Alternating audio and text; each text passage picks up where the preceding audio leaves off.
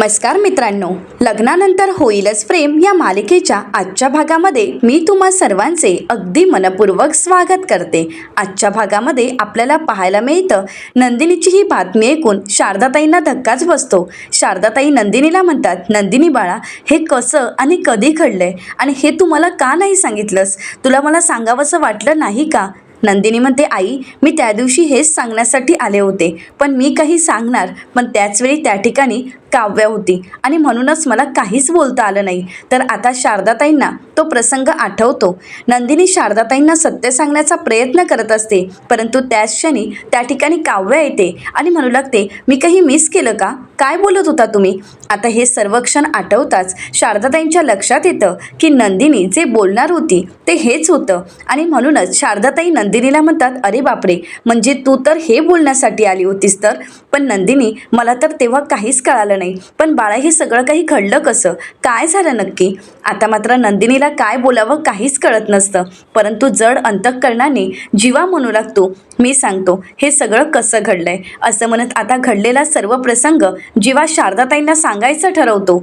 जीवा शारदाताईंना घडलेला सर्व प्रसंग सांगत कशा प्रकारे नंदिनीचा अपघात झाला, त्यानंतर नंदिनीला जीवा हॉस्पिटलला घेऊन जातो, त्यावेळी डॉक्टर म्हणालेले असतात की खरंच खूप मोठा चमत्कार घडलाय, म्हणजे इतकं सगळं होऊ नये, तुमचं बाळ अगदी सुखरूप आहे। त्यावेळी जीवा आणि नंदिनी खूप खुश असतात, परंतु नंदिनी ज्यावेळी हॉस्पिटलमध्ये असते त्याचवेळी तिथे एक छोटं बाळ येतं आणि तिथे असणाऱ्या औषधाच्या बॉटलमधील ते औषध पिण्यासाठी घेतो आणि त्या बाळाचा जीव वाचवण्यासाठी नंदिनी जीवाची पर्वा न करता बेडवरून उठून त्याच्या हातातील बॉटल फेकून देते, परंतु त्याच्या हातून नकळतपणे खाली पडलेली बॉटल ज्यावरून नंदिनीचा पाय घसरतो आणि त्याच वेळी नंदिनीने तिचं बाळ गमावलेलं असतं। आणि हे सत्य ज्यावेळी शारदाताईंना कळतं त्यावेळी त्यांनाही खूप वाईट वाटतं। तर दुसरीकडे पाहायला मिळतं की राजाध्यक्ष मॅडम काव्याचं कौतुक करत म्हणतात, तुम्ही माझ्याबद्दल, माझ्या कार्याबद्दल, कर्तृत्वाबद्दल एवढं भरभरून बोलताय की मीच आता तुमची फॅन झाली आहे। तर काव्या म्हणू लागते, नाही मॅडम, प्लीज असं काहीतरी बोलू नका। तर मॅडम काव्याला म्हणतात, तुम्ही अगदी तशाच आहात जसं देशमुखांनी मला सांगितलं होतं, बेधडक, बिनधास्त आणि प्रामाणिक। आता मॅडमच्या तोंडून कौतुक ऐकून काव्याला तर खूप आनंद झालेला असतो, परंतु आता काव्या पार्थकडे पाहते। पार्थने आपलं केलेलं कौतुक हे काव्यासाठी खूप मोलाचं असतं, तर पार्थने हे सगळं काही मॅडमना कधी सांगितलं हा प्रश्न मात्र काव्याला पडतो। त्यावेळी काव्या म्हणते, थँक्यू, तुम्ही छान कॉम्प्लिमेंट दिली, परंतु हे सगळं काही तुम्हाला देशमुखांनी सांगितलं म्हणजे? तर आता काव्या पार्थला प्रश्न करत म्हणते, म्हणजे मॅडमना तुम्ही इथे घेऊन आलात?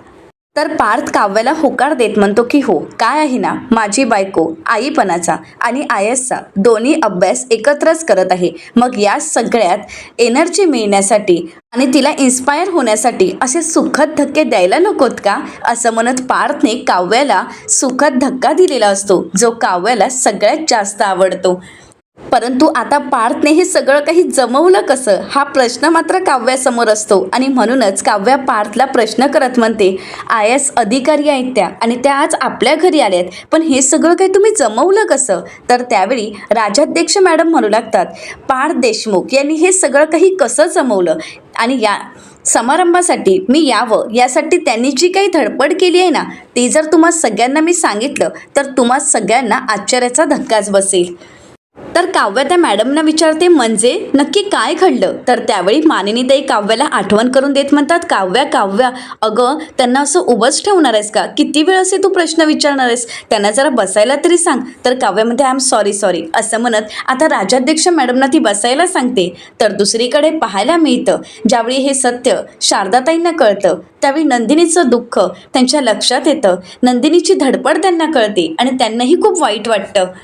तर जीवा शारदाताईंना म्हणू लागतो, आई, तुम्ही म्हणायचा की मला आजी म्हणणारं कोणीतरी येणार आणि तुम्ही या क्षणाची वाट पाहत होता, परंतु आता हे सगळं काही संपलंय, आम्ही खरंच खूप खचलो आहोत। तर त्यावेळी शारदाताई जीवा आणि नंदिनीला आधार देत म्हणतात, नाही जावई बापू, तुम्ही या सगळ्यात अजिबात खचून जाऊ नका, तुम्ही स्वतःला त्रास करून घेऊ नका।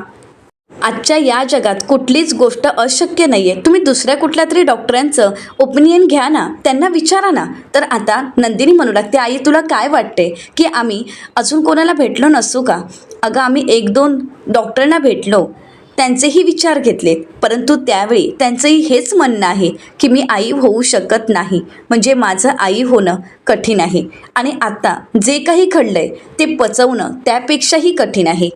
आणि त्यापेक्षाही अवघड आणि कठीण म्हणजे हे सत्य काव्यापासून लपवणं. हे मला सगळ्यात अवघड वाटते. मला काव्याची काळजी वाटते. अशा दिवसात तिला जर हे सत्य कळालं तर ती ते धक्का पचवू शकेल का, या सगळ्याचीच मला खूप काळजी वाटते ग आई. आई, ही सगळी लपवालपवी मी फक्त काव्यासाठी करते. आता मात्र शारदाताईंना प्रश्न पडतो आणि म्हणूनच शारदाताई नंदिनीला प्रश्न करत म्हणतात, काव्या, तिचं काय आता मध्येच, नक्की तुम्हाला काय म्हणायचंय नंदिनी? तर दुसरीकडे पाहायला मिळतं आता इकडे काव्याला मात्र पार्थने नक्की काय केलंय हे जाणून घेण्याची घाई झालेली असते. मॅडम आता काव्याला बसायला सांगतात, परंतु काव्याला मात्र उत्सुकता असते. काव्या बसायला नकार देत असते तर मॅडम आग्रह करतात. त्यावेळी मात्र काव्या त्यांच्या बाजूला बसते. आता मॅडम काव्याला म्हणतात, माझ्यापर्यंत पोहोचता यावं यासाठी पार्थ देशमुख माझ्या पीएंना भेटलेत, परंतु त्यांनी 2 आठवड्यानंतरची तारीख दिली होती. या कार्यक्रमाला 2 आठवड्यानंतर येणं म्हणजे उशीरच झाला असता आणि म्हणूनच त्यांनी एका फंक्शनमध्ये माझ्या मिस्टरांना गाठलं आणि त्यांच्याकडे शब्द टाकला. परंतु या सगळ्यात माझ्या मिस्टरांना पार्थ देशमुख हे जंटलमॅनच वाटले आणि म्हणूनच त्यांनी त्यांना सांगितलं, अहो, ते मलाच घरी वेळ देत नाही आहेत तर त्या तुमच्या कार्यक्रमाला कशा येतील, अशक्यच आहे. पण त्यानंतर माझी भेट घेण्यासाठी त्यांनी जे काही केलं ना, त्याने मीच नाही तर माझ्यासोबत असणारे सगळे अधिकारीसुद्धा थक्क झाले. असं म्हणत आता राजाध्यक्ष मॅडम पार्थचं कौतुक करत असतात. तर मानिनीताई राजाध्यक्ष मॅडमना विचारतात, नक्की माझ्या लेकाने काय केलंय? तर आता राजाध्यक्ष मॅडम म्हणतात, तुमच्या लेकाने जे काही केलंय ना, ते ऐकून चेहऱ्यावर फक्त हसूच येईल आणि तेही कौतुकाचं हसू. असं म्हणत राजाध्यक्ष मॅडम घडलेला प्रकार सांगत म्हणतात, अहो, मी एका ब्रिजची पाहणी करण्यासाठी गेले होते आणि पाहणी करत असताना माझ्यासोबत असणाऱ्या अधिकाऱ्यांनी मला अशी एक वस्तू दाखवली, अशी एक गोष्ट दाखवली जी पाहून मला हसायला येऊ लागलं आणि मी हसते हे पाहून माझ्या अधिकाऱ्यांनाही आश्चर्य वाटलं की मला हसूही येतं. तर आता काव्य म्हणते, नक्की काय झालं होतं, काय घडलं होतं तिथे? तर आता राजाध्यक्ष मॅडम म्हणतात, तिथे असणाऱ्या ब्रिजच्या एका बाजूला तुमच्या नवऱ्याने एक पोस्टर लावलं होतं आणि त्यावर असं लिहिलेलं होतं की कार्तिकी मॅडम, माझ्या बायकोला IAS व्हायचं आहे, त्यांचं IAS होण्याचं स्वप्न आहे, पण त्यापेक्षाही मोठं म्हणजे त्यांना तुम्हाला भेटायचं आहे, त्यामुळे तुमची 5 मिनटं मला मिळतील का? आणि हे ज्यावेळी मी वाचलं त्यावेळी मात्र मी विचार केला की स्वतःच्या बायकोला IAS व्हायचं आहे आणि त्यासाठी जर एखादा नवरा एवढी धडपड करत असेल तर मी सुद्धा काही प्रयत्न करूच शकते ना. असं म्हणत राजाध्यक्ष मॅडमनी आता पार्थच्या या प्रयत्नांना यश मिळवून दिलेलं असतं. राजाध्यक्ष मॅडम पुढे म्हणतात, मग मी पार्थ देशमुखांना भेटायचं ठरवलं. मी त्यांना भेटले, त्यांच्याशी बोलले. त्यावेळी त्यांनी मला विनंती केली, परंतु त्यावेळी माझ्या अधिकाऱ्यांनी मला सांगितलं की हे तर आपल्या प्रोटोकॉलमध्ये बसतच नाही. पण मी विचार केला की एक गरोदर स्त्री, एक गरोदर मुलगी आई होण्याच्या वेळीसुद्धा जर IASचा अभ्यास करत असेल, आपल्या देशाचा विचार करत असेल आणि IAS होण्याचं तिचं स्वप्न असेल आणि ती भविष्यात IAS झाली तर या देशासमोर हे एक ज्वलंत उदाहरण असेल आणि तुम्ही सगळ्यांच्याच आदर्श ठराल. आणि जर एवढं सगळं घडणार असेल तर माझी धावती भेट ही तुमच्यासाठी प्रोत्साहन देणारी भेट असेल तर काय हरकत आहे एक छोटीशी भेट घ्यायला. असा विचार करत मी तुम्हाला भेटायचं ठरवलं आणि मग मात्र IAS होणाऱ्या मुलीसाठी मी माझा प्रोटोकॉल बाजूला ठेवला आणि इथे यायचं ठरवलं आणि तुमची भेट घेतली. आता मॅडमचं हे बोलणं आणि मॅडमनी आपल्यासाठी दिलेला वेळ पाहून काव्याला खूप आनंद वाटत असतो. ती खूप खुश असते. तर दुसरीकडे पाहायला मिळतं की शारदाताई नंदिनीला म्हणू लागतात, नंदिनी, अगं काव्याला कळू देत ना, काय हरकत आहे? तर नंदिनी म्हणू लागते, आई तू असं कसं बोलू शकतेस? अगं हे काव्याला कळणं खरंच खूप ह्या क्षणाला ते योग्य नाही आहे. काव्याची डिलिव्हरी आणि तिचं परीक्षेचा अभ्यास आणि तिची एक्झाम या सगळ्याच गोष्टीचा विचार करता या क्षणी काव्याला यातलं काहीच कळू नये आणि म्हणूनच मला असं वाटते की काव्याची डिलिव्हरी होईपर्यंत आणि तिची एक्झाम होईपर्यंत हे सत्य तिला कळायला नको. तर शारदाताई म्हणतात, पण तर जीवा म्हणू लागतो की हो, तोपर्यंत घरातील कोणालाच कळू नये असं आम्हालाही वाटतंय, कारण जर इतर घरात कोणाला कळालं तर ते काव्यापर्यंत पोहोचायला अजिबातच वेळ लागणार नाही. तर शारदाताई नंदिनीला म्हणतात, अगं नंदिनी कळू देत ना तिला, ती या सगळ्यातून नक्की सावरेल. तर नंदिनी म्हणू लागते, आई अगं काय बोलतेस, या धक्क्यातून ती नाही सावरणार, कारण तुला नाही कळणार. आम्ही खूप स्वप्न पाहिली होती, आम्ही ठरवलं होतं की ही प्रेग्नेन्सीची आपली ही पहिली वेळ आहे आणि आपण दोघींनी हा प्रवास एकत्र जगायचा आहे. एकत्र या सगळ्यात आनंदाने या सगळ्या गोष्टी निभवायच्या आहेत. हा प्रवास एकत्र करायचा ठरवला होता आम्ही. मग आता आई तूच सांग ना, मी तिला कसं सांगू की आता या प्रवासात ती फक्त एकटी आहे. असं म्हणत नंदिनीला खूप वाईट वाटत असतं, तिला खूप त्रास होत असतो. काव्याला जर हे सत्य कळालं तर तिला होणारा त्रास, या सगळ्या गोष्टीचा नंदिनी विचार करत असते. तर शारदाताई नंदिनीला म्हणतात, नंदिनी तू विचार करतेस तो योग्य आहे, परंतु या सगळ्या धक्क्यातून सावरायला तिच्यासोबत पार्थ, तू आणि हे संपूर्ण देशमुख कुटुंब आहे. परंतु आता ही लपवा छपवी बस. आता हे सत्य जास्त काळ लपवून ठेवू नका आणि ह्या गोष्टीमुळे तुम्हालाच त्रास होणार आहे. शारदाताई नंदिनीला समजावत म्हणतात, नंदिनी हे बघ, मी तुम्हा दोघींचीही आई आहे. एकेकाळी मीच काव्याला म्हणाले होते की काव्या सत्य कोणालाही कळू देऊ नकोस, पण त्यानंतर काय घडलंय आणि काय काय गोष्टी घडून गेल्या आहेत, या सगळ्या गोष्टी आपण अनुभवल्या आहेत नंदिनी. आणि नंदिनी त्याचवेळी मला शहाणपण आलंय. एक गोष्ट मला कळाली, जेव्हा एखादी गोष्ट आपल्याला लपवावीशी वाटते ना, त्यावेळी ती गोष्ट सांगून मोकळं व्हावं. नंदिनी म्हणते, आई अगं. तर शारदाताई नंदिनीच्या समोर हात जोडतात आणि म्हणतात, नको बाळा नको, बस झाली ही लपवाछपवी, आता ही लपवाछपवी इथेच थांबव.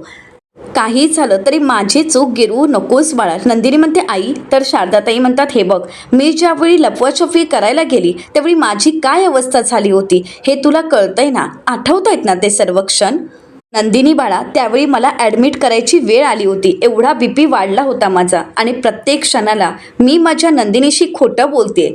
या सगळ्याचं गिल्ट होतं मनाशी, या सगळ्याचा खूप त्रास होतो बाळा. त्यामुळे प्लीज आता कुठलीच लपवाछपवी नको. नंदिनी बाळा, त्यावेळी सत्य बाहेर आलंच ना. 16 डिसेंबरला सगळ्या सत्याचा उलगडा झाला आणि त्यानंतर जीवा आणि तुझं नातं किती कोलमडून गेलं होतं, किती बिघडलं होतं. या घराची अवस्था काय झाली होती, तुमच्या मनाची अवस्था काय झाली होती, हे सगळं काही आठवतंय ना. नंदिनी, या घराचा तुझ्यावर विश्वास आहे. हे जर सत्य अचानक सगळ्यांच्या समोर आलं तर हे घर कोलमडून जाईल ग. अगं, तुझ्यावरचा विश्वास आजही त्यांचा तसाच आहे आणि तू जर एवढं मोठं सत्य लपवून ठेवलं तर त्यांना किती वाईट वाटेल. या सगळ्याचा विचार कर बाळा. नंदिनी, तू काव्याचा विचार करतेस, काव्या दुखावली जाईल, मानिनीताई सुद्धा दुखावल्या जातील. कदाचित या सगळ्यामुळे खरं तर सगळ्यांनाच त्रास होईल. जीवा, ज्यावेळी पार्थला हे सत्य कळेल त्यावेळी त्यांनाही किती त्रास होईल. आपण समोरच्याला त्रास होऊ नये म्हणून गोष्टी लपवतो, परंतु त्या लपवलेल्या गोष्टी कळल्यानंतर समोरच्याला त्यापेक्षाही जास्त त्रास होतो. ही गोष्ट सुद्धा नंदिनी बाळा आपल्या लक्षात यायला हवी. त्यामुळे नको, आता हे सगळं सत्य सगळ्यांना कळायलाच हवं. त्यामुळे नंदिनी बाळा, आता हे सगळं सत्य काव्याला सांगून टाका. तर आता नंदिनी म्हणू लागते, आई अगं तुला काय वाटतंय, आम्ही प्रयत्न केले नसतील का. जीवा, तुम्हीच सांगा बरं आईला, आम्ही प्रयत्न केले नाहीत का. जीवा मात्र शांत असतो, त्याला काय बोलावं काहीच कळत नसतं. नंदिनी म्हणू लागते, आई अगं काव्याची अवस्था मी जाणते, मला माहीत आहे काव्याला किती त्रास होऊ शकतो. मिसकॅरेज हे ऐकल्यानंतर सुद्धा ती सैरभर होते आणि जर माझं मिसकॅरेज झालंय हे जर तिला कळालं तर तिची काय अवस्था होईल. नाही आई, मला तू चुकीचं म्हटलं तरी हरकत नाही, पण मी हे सत्य सांगणार नाही. तर आता शारदाताई म्हणू लागतात, अगं बाळा, आज तुझं हे सत्य माझ्यासमोर आलंय, तुझं हे खोटं पोट माझ्या हाती लागलंय. असं जर कोणाच्या हाती लागलं तर तू काय करणार आहेस. नंदिनी म्हणते, सॉरी आई, पण मी यापुढे काळजी घेईन. तर शारदाताई म्हणतात, अगं बाळा, काळजी घेईन असं म्हणण्यापेक्षा मी हे सत्य सांगून मोकळी होते असं का म्हणत नाहीयेस तू. माझा आवाज तुझ्यापर्यंत पोहोचतच नाहीये का नंदिनी. असं म्हणत शारदाताई चिडतात. नंदिनी म्हणू लागते, आई अगं प्लीज हळू बोल ना, बाहेर कोणाला तरी आवाज जाईल. तर आता शारदाताई म्हणतात, जाऊ देत, बाहेर आवाज जाऊ देत आणि कोणीतरी विचारायला येऊ देत. मला सगळं सत्य सांगायचं आहे. या सगळ्या गोष्टींचा सोक्ष मोक्ष, हे सगळं सत्य आजच सगळ्यांना कळू देत. असं म्हणत शारदाताई आता सगळं सत्य सगळ्यांना सांगून टाक असं म्हणत नंदिनीला विनंती करत असतात. शारदाताई म्हणतात, काय चाललंय का तुम्हा दोघांचं. एक सत्य लपवण्यासाठी दुसरं खोटं बोलणार आहात आणि दुसरं लपवण्यासाठी तिसरं. किती ताणणार आहात. या गोष्टी जितक्या ताणाल तितक्या ताणतच जातील आणि यामुळे फक्त मनस्ताप होईल. आता शारदाताई जीवाला प्रश्न करत म्हणतात, जीवा हे खोटं पोट घ्यायला तुम्हीच गेला होता ना नंदिनीसोबत, मग हे सगळं काही तुम्हाला पटतंय का? जीवा मात्र काहीच बोलत नाही. तर नंदिनी म्हणते की हो पटतंय त्यांनाही हे सगळं काही मान्य आहे, कारण जीवा माझ्याच सोबत आहेत. तर शारदाताई म्हणतात मान्य आहे, कारण हे सगळं काही त्यांनी मनापासून स्वीकारलंय म्हणून की फक्त तुझ्यावर प्रेम आहे म्हणून, असं म्हणत शारदाताई प्रश्न करतात. आणि पुन्हा एकदा शारदाताई जीवाला म्हणतात, जीवा तुम्हीच बोला की खरंच तुम्हाला हे सगळं काही पटतंय का? तर आता नंदिनी प्रश्नाचं उत्तर देत म्हणते हो, कारण जीवा माझ्यासोबत, असं म्हणत असतानाच जीवा त्याच्या प्रश्नाचं उत्तर देत म्हणतो नाही, नंदिनी जे काही करते ते मला अजिबातच पटत नाहीये. आता जीवाचं हे उत्तर ऐकून नंदिनीला धक्काच बसतो. तर दुसरीकडे राजाध्यक्षा मॅडम आता इथे काव्याचं कौतुक करत म्हणतात की तुम्ही जे करताय ते अगदी कौतुकास्पद आहे. आज तुम्ही प्रेग्नेंट असताना आय एस होण्याचं स्वप्न पाहत आहात. आज तुमच्यासारख्या असंख्य मुली आहेत ज्या या काळातही आय एसचा अभ्यास करत आहेत, आय एस होण्याचं स्वप्न पाहत आहेत. तर आता इकडे मानिनीताई म्हणू लागतात, हो का, मला तर वाटत होतं की आपल्याकडे लग्न झाल्यानंतर, मूल झाल्यानंतर प्रत्येक स्त्रीला तिचं करिअर थांबवायला सांगितलं जातं ना. तर आता राजाध्यक्ष मॅडम म्हणतात नाही नाही, असं काहीही नाही.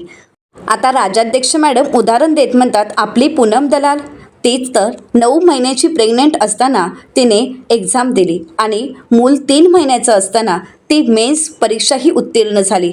आणि प्रज्ञा जैन, तिने तर कोणतंही कोचिंग न घेता घर आणि क्लिनिक सांभाळून UPSCची एक्झाम दिली, आपलं करिअर घडवलं. त्यामुळे असं काही नसतं की लग्न आणि मूल यानंतर आपलं करिअर संपतं.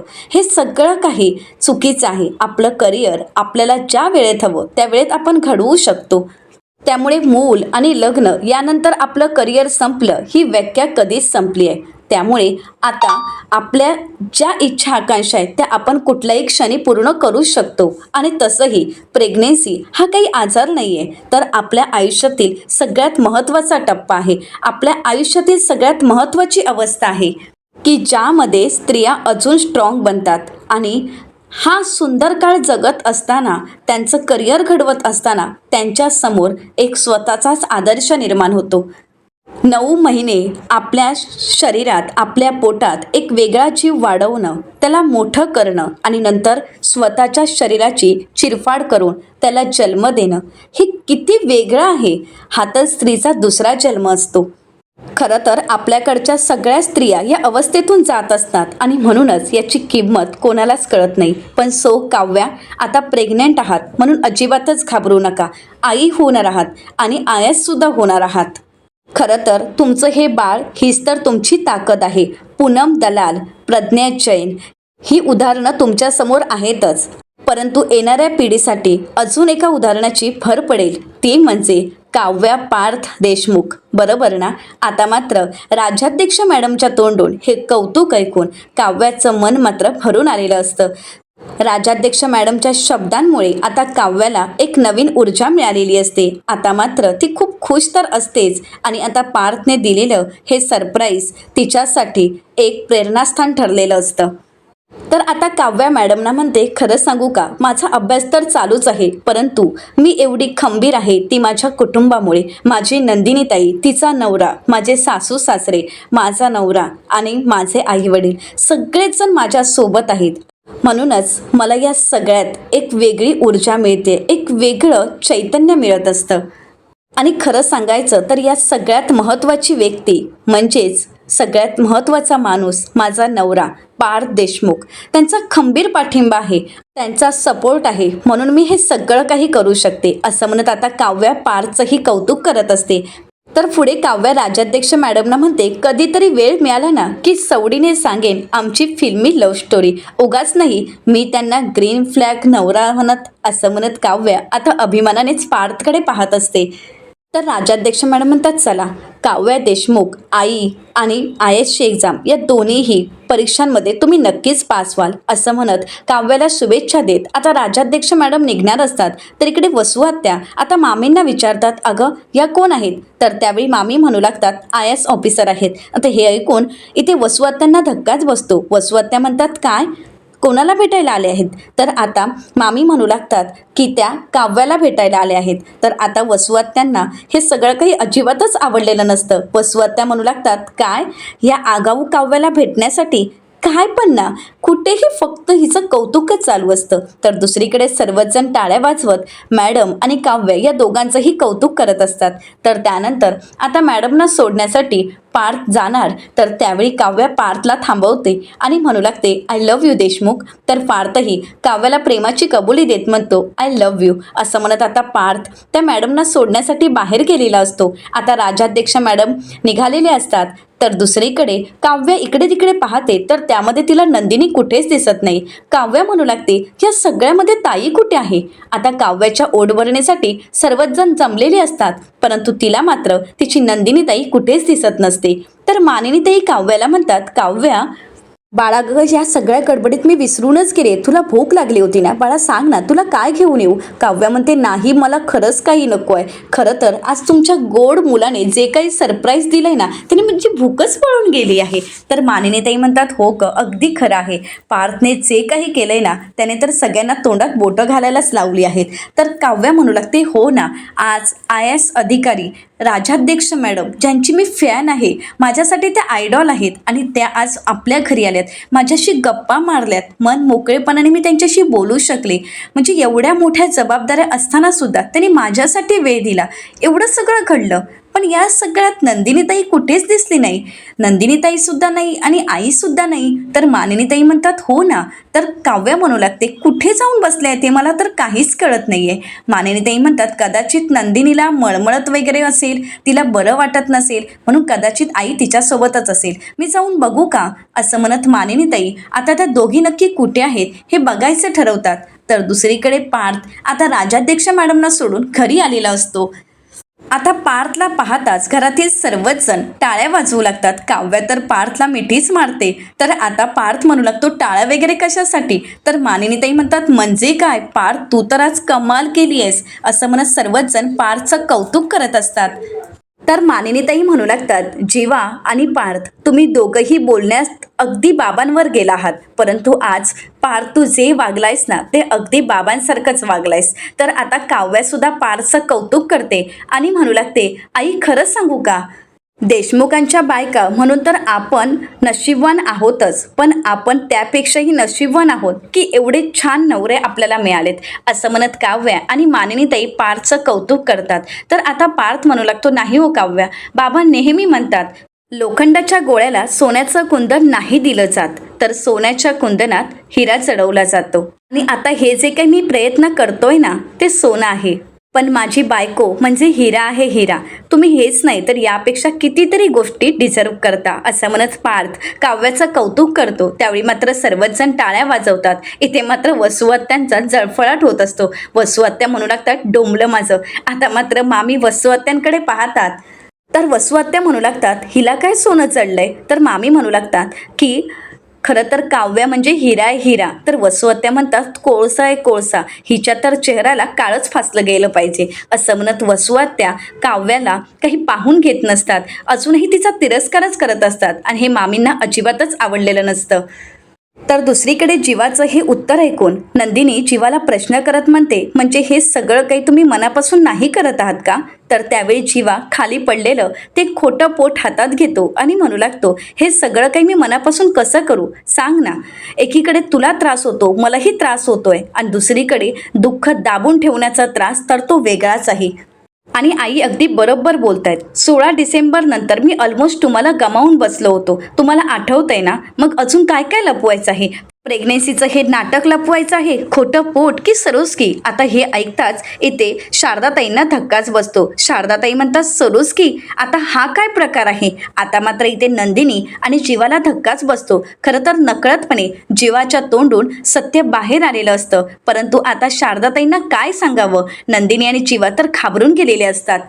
तर येणाऱ्या पुढील भागामध्ये आपल्याला पाहायला मिळतं वसुहत्या म्हणू लागतात, मोहित्यांकडे गर्भ धरत नाही असं मी ऐकलं आहे. ही नंदिनी ज्या पद्धतीने धावपळ करते त्या पद्धतीने मला तरी असं वाटतं की हिचंच मिसकॅरेज झालं असावं. तर आता दुसरीकडे नंदिनी आणि जीवा जिना उतरत असतात, परंतु त्यावेळी ते दोघेही तिथेच थांबतात. तर शारदाताई म्हणू लागतात, काय झालं, इथेच थांबलात ना? मला वाटलंच होतं, पण आता हे सत्य मी सगळ्यांना सांगणारच. तर दुसरीकडे वसुहत्यांचं बोलणं आता काव्याने ऐकलेलं असतं. काव्य चिडते आणि म्हणते, काय बोललात तुम्ही?